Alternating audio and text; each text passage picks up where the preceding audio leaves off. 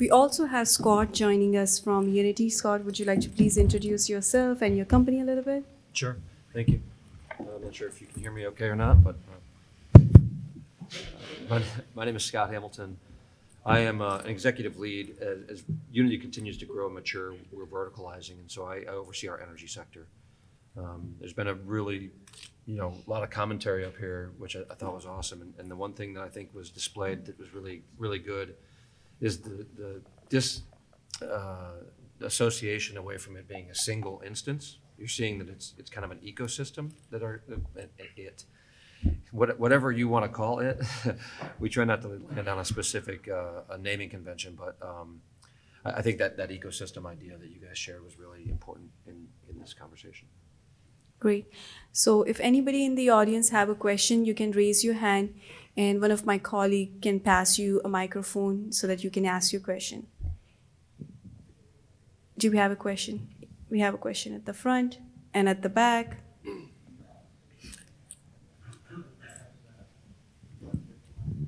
It would be better. It would come in the recording. Bruce Marvin, I'm with Georgia Pacific. I'm looking at applying augmented reality and stuff in the safety arena. Can you guys talk about your pain points as far as 3D visualization, 3D capture, and anything else that you ran into that was possibly unexpected, that you had to spend more time than you thought you might have in moving forward? Yeah, great question. Thank you. I would say some of the pain points would be that the technology keeps evolving so rapidly that by the time you implement one thing, another thing is already popping up. But it also comes back to the user, what they would like to see with it. We've tried, different headsets. We've tried different forms of augmented reality through different tools. But a lot of times the end user will dictate where that direction goes, how they want to view the data. Maybe they only want to view it on a tablet. Maybe the headset is too cumbersome or something like that. So it's really going to depend on, I'd say, the end user. Nick, did you get a lot of input from the field workers, what they would like? Yes, yeah. So a lot of what our immersive technology team has implemented is driven by the end user at the site. So they are the ones defining what the actual tools do, how they work, what actual physical hardware they view the data on. But yeah, it's all driven by the end user at the site. Yeah. And another challenge that we hear often from end users who have adopted the technology, that it takes time getting used to it. If you are wearing a headset, you need to know, if it's a HoloLens or something, you cannot wear that for your 8-hour shift. It's like situational use. You just wear it for an hour or so, and then getting used to the hand gesture, and so that also takes time. So a bit of a learning curve. I would just add too, for us, is that because we didn't go as far as investing in LiDAR technology, the southern side of buildings present a bit of a challenge as far as the drone video capture. So you had to spend a little extra time and energy and money to patch together imagery and photography. The other pain point for us is that in deciding how to display the digital twin, we wanted, in our case, maybe in a training case, we wanted people to talk and engage in a conversation. And so that took off the table for us headsets, just because if we all had headsets, it's like very difficult to talk to one another and have a real conversation. Mm-hmm. So that led us down the road of the hardware and visual display that we set up. Good point.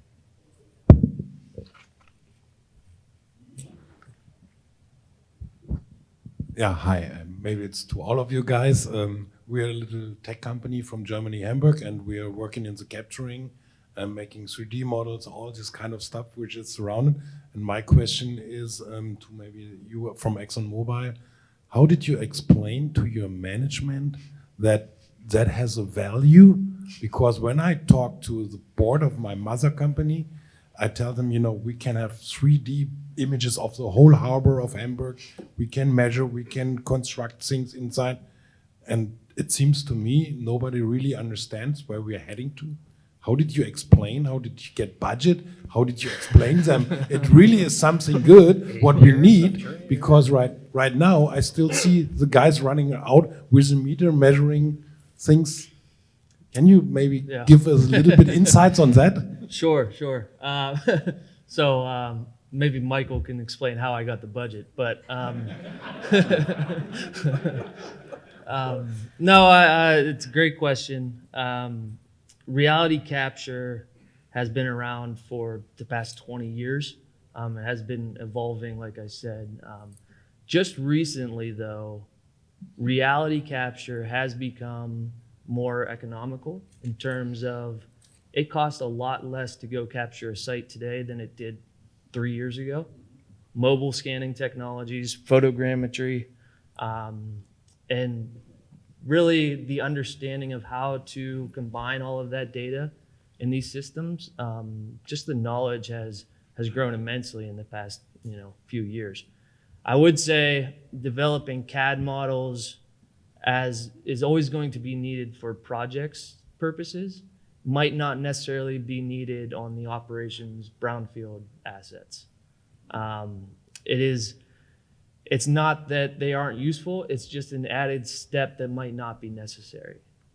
So selling this to management or trying to get buy-in from sponsors or whatnot, they see the value in the use cases, and we are just trying to enable those use cases as cheaply as possible. So if I can just add on to that, I think that story of investment is sometimes it's a long journey to get there, right? And you've got to start with building value. What's most important is starting with the end users and trying to solve their problems. But as you go through that, we found that we partner with our customers to talk about the ROI. And it's not just like, I saved 3 helicopter rides and 15 people and what's the value of a life, right? It's not that simple. There's been investments that have been made in other areas. So it's got to be an intentional conversation around ROI so that you can really claim real value in what you're doing. And there is this, one of my colleagues always says this, there is a lot of value in dumb dimensional data. If you just go do reality capture right now and you want to do a will the couch fit scenario at your site to make sure that you can fit a pump in an area or a vessel or something like that, the reality capture data is perfectly fine for that use case without integrating anything else. So you can start capturing value and benefits early, and then the integrations to the other platforms is really just icing on the cake. This is kind of an extension onto this question. Can you explain a little more about which types of reality capture technology you're using most now since you've been experimenting with it for a while, and what sorts of things you're focusing on? A little more detail around that? So mobile scanning has really taken off. LiDAR, SLAM-based mobile scanners. Photogrammetry has actually been very interesting just recently.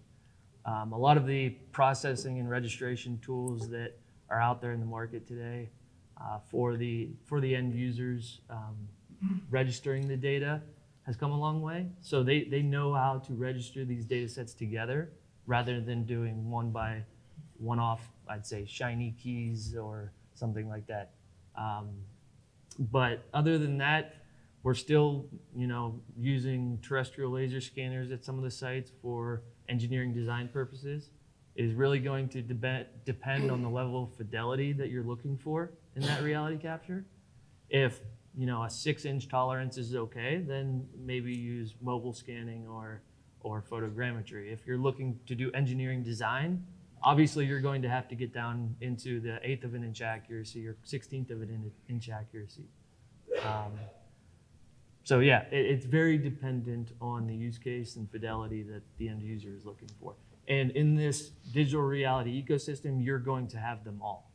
So what we are trying to do is enable the end user to know what they're looking at for those use cases. What we don't want to happen is have an end user do engineering design with data that was not meant for engineering design. So as long as they know that, then we'll be okay.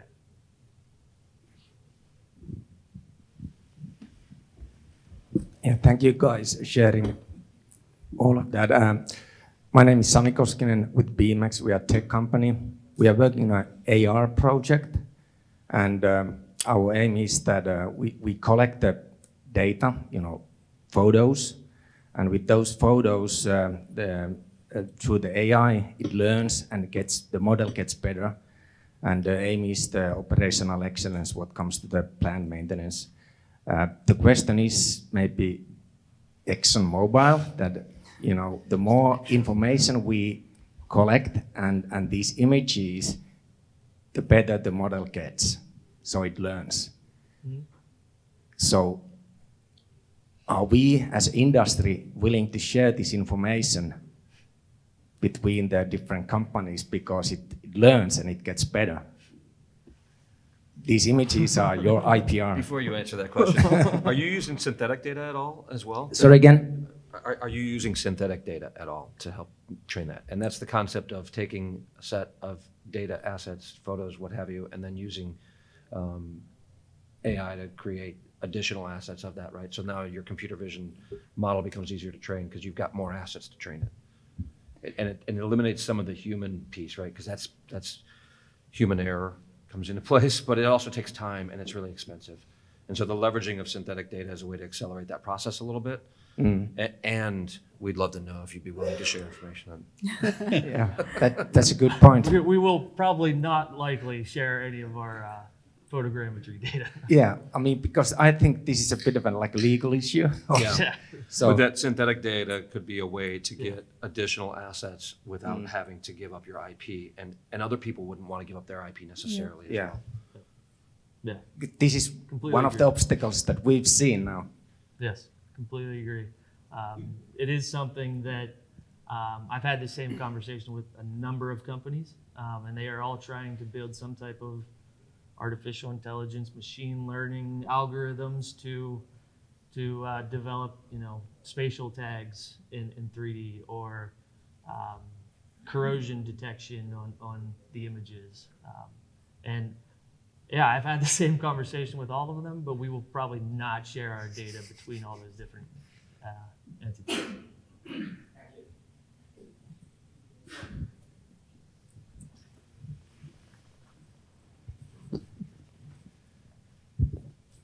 Hi, Pat Chamber with Viva. Nick, you had mentioned in the beginning this was ExxonMobil's moving to a visual world. We can all appreciate that.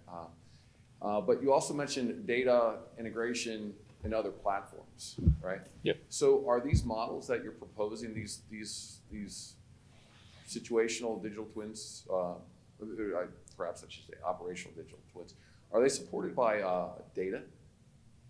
Absolutely, 100%. Like spec data? Yeah, 100%. That's one of the integrations will be to specification data. Yep. Yep.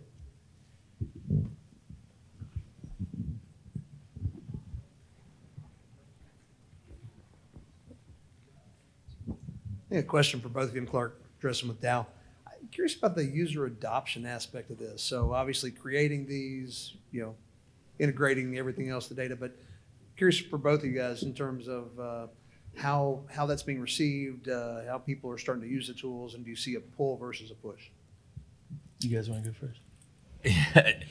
It's interesting. I guess I'm also the CEO of the organization, so that helps.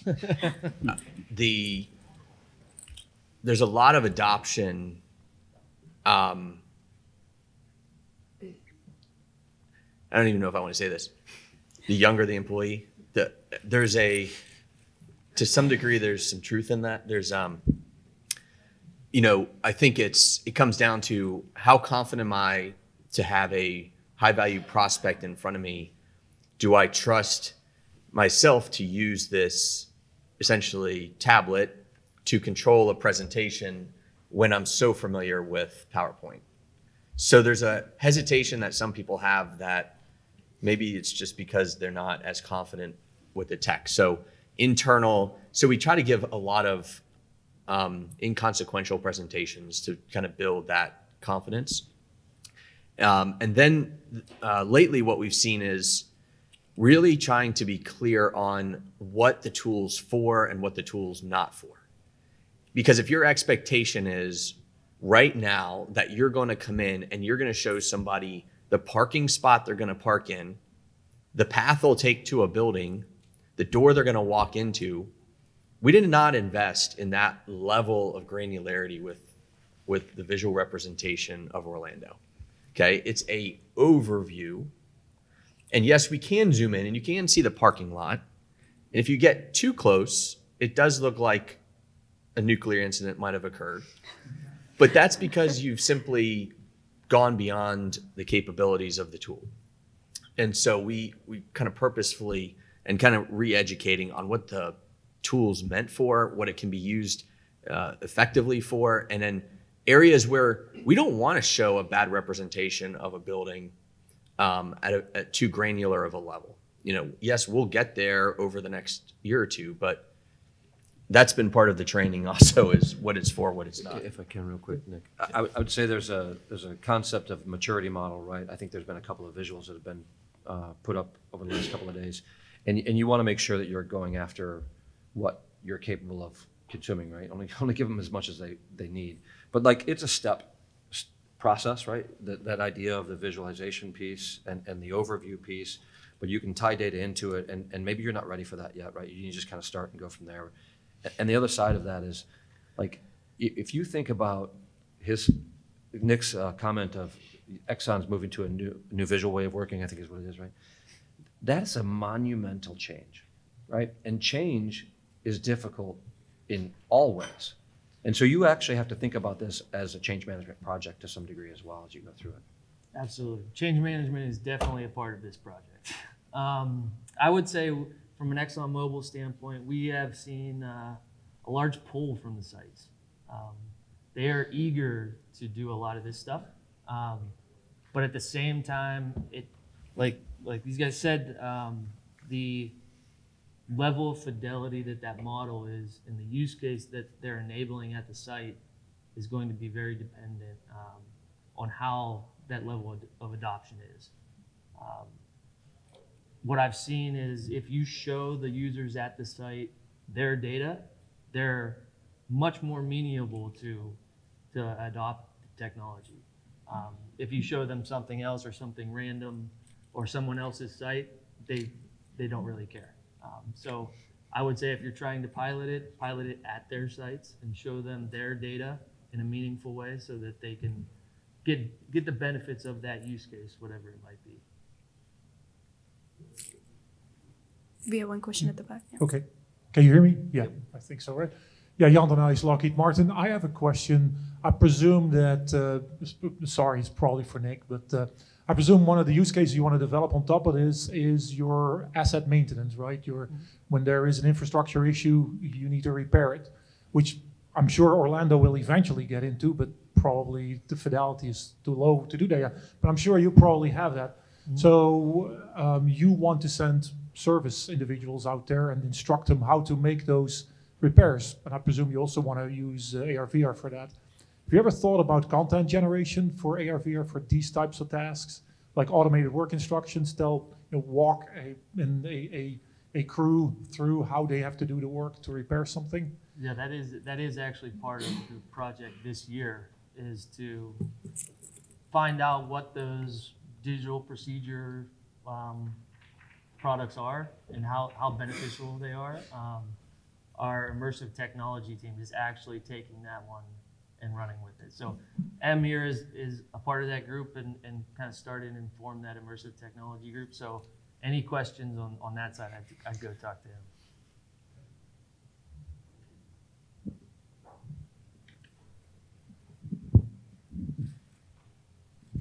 Hi, I'm actually M from ExxonMobil. I have a question for David and Tim. I think it's a really great thing that you guys are doing. Are you guys looking to collaborate with Aerometrics, or obviously the big one would be Google Earth, right? Because obviously there's all these other initiatives to really digitize their cities or even larger landscapes and things like that.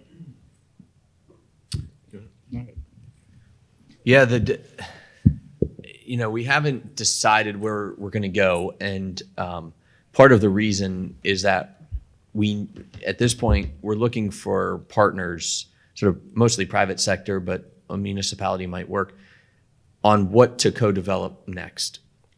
And so it's going to be a little bit up to sort of the local market as to who's going to be an early adopter of the technology, what do they need to use it for, and then how do we use it? Because we already kind of satisfied our basic level of investment.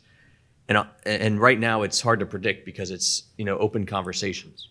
Are you tracking that in the back end when you have visitors coming in and seeing what's the point of interest, presuming how they're utilizing that, whether you prepare a roadmap for it? Yeah, we're just getting to that point. So we've started, you know, tracking what do they need it for, what's of most interest. If you can make this tool do anything, what would it be? Those types of questions, and starting now to capture. You know, first we had to. I think one important step we took. At first, we were looking to have corporate partners, and we realized that the technology is so new for most people that when we would describe what we were doing, even though it was really clear in our heads, they had absolutely no idea how this would ever work for them. And so we kind of realized, okay, we need to satisfy our own needs first, and then we'll bring people in, and then they could actually see it for themselves, and then we can go from there. I think it's kind of what Nick has said too, is almost like it's almost a pilot. It's they have to see it, and how can they use it? And then they're the ones coming to us saying, can it do this? Can it do that? And then we've got to be the arbiter, if you will, of a sound investment when we can find some similarities in what different groups want, and then spend the money where we know we have uses.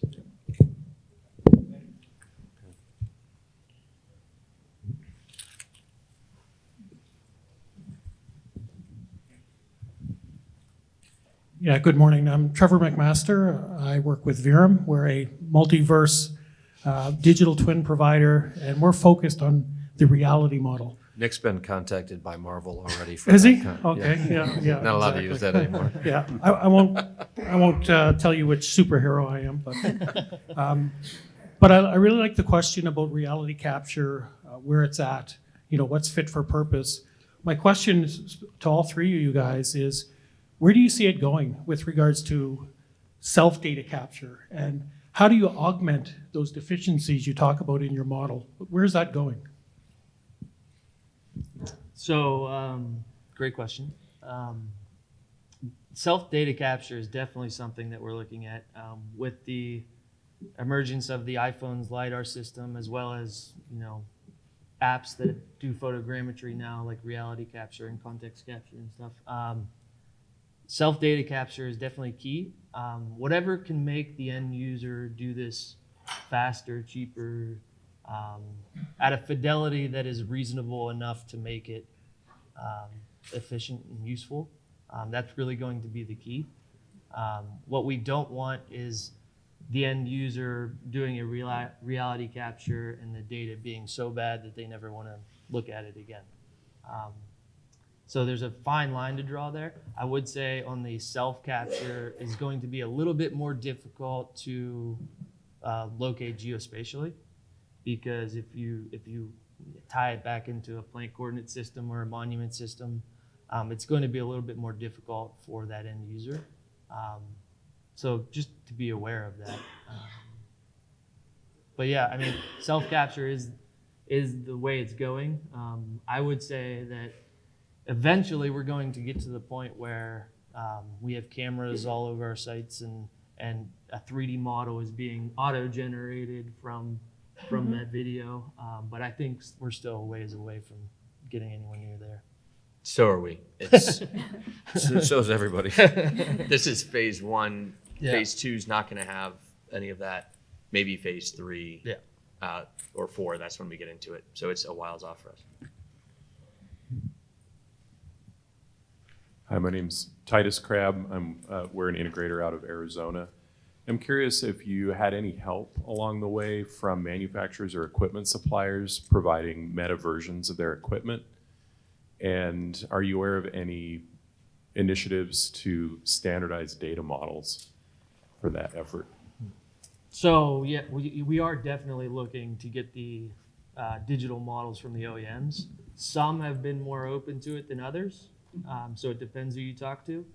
Some of them think that that's their internal IP, and we are not able to get that from them. So it's really dependent on who you talk to. I don't know if there's a standard on what the data model looks like for manufacturers, though. I'd be very interested if there was one, though.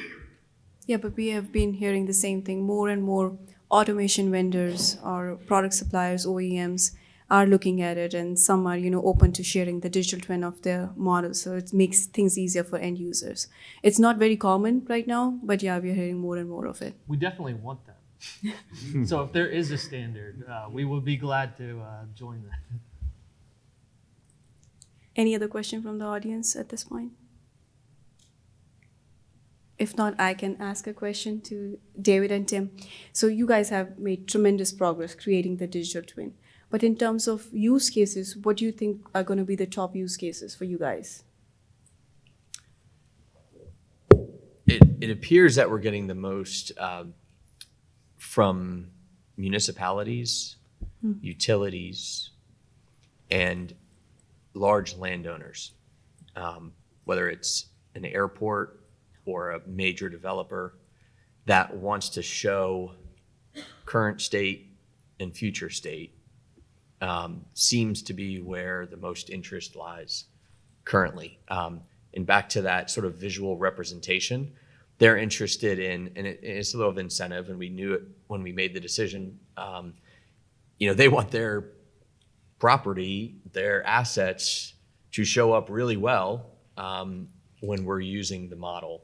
And so there's a little bit of just a table stakes, probably part of this partnership, that people just want to make sure that there's really high fidelity on their assets and their property. And then some of them have begun to see, for instance, we have a couple airports, both of which have development ambitions. Like, for instance, Orlando International, where you flew in, used to be a military base.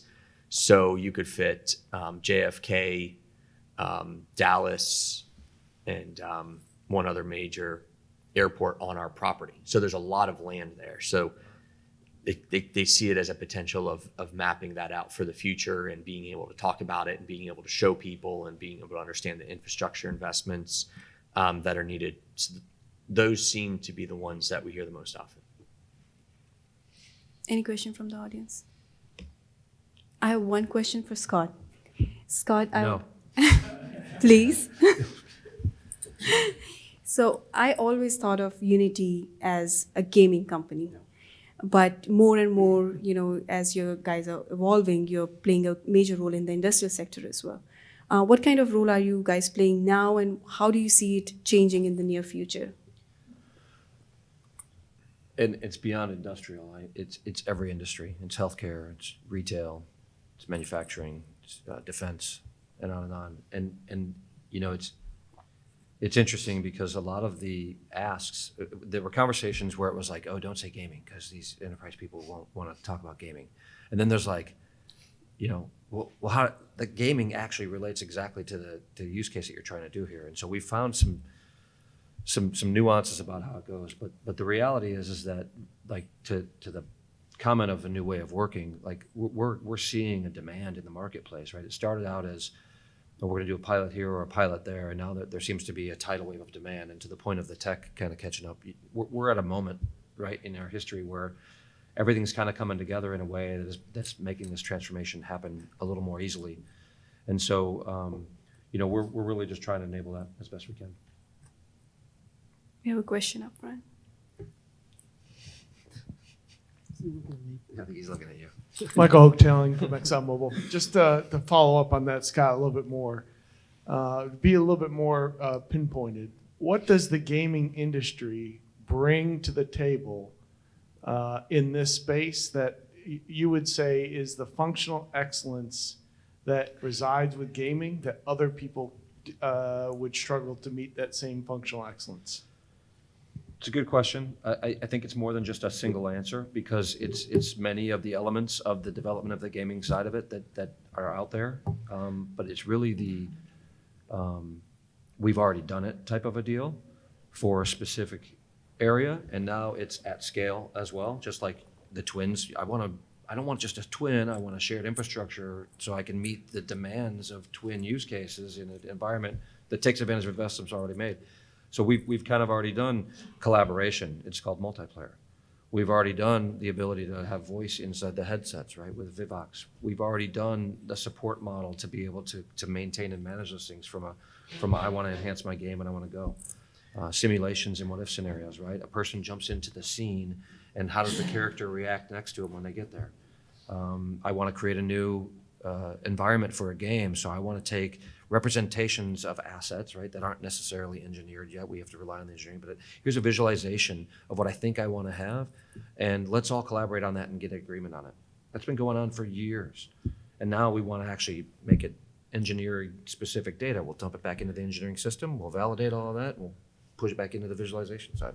Scott, I'll just add and remind you that we're about 45 employees, small tech team.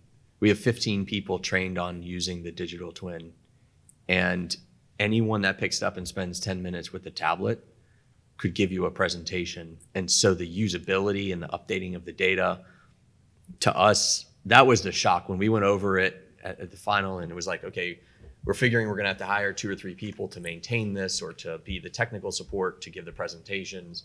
It turns out all of our staff that can operate PowerPoint, sort of Outlook, you can operate the tablet that we have. So that was huge for us. And once we start telling them, hey, we created a video game of Orlando and we're gonna go play it, and it just kind of makes sense to a lot of people. I think that's an important point. Like the tech's not new, right? There's this talk of disruptor. Oh, you're bringing, like 3D's been around since the 80s, right? Digital twin's been around for 22 years now. So it's the way that we think about the data and how we want to open it up for you to be able to leverage it, your data in your ways, right? And that's a new way of thinking about it, right? That's not necessarily been there in the traditional past.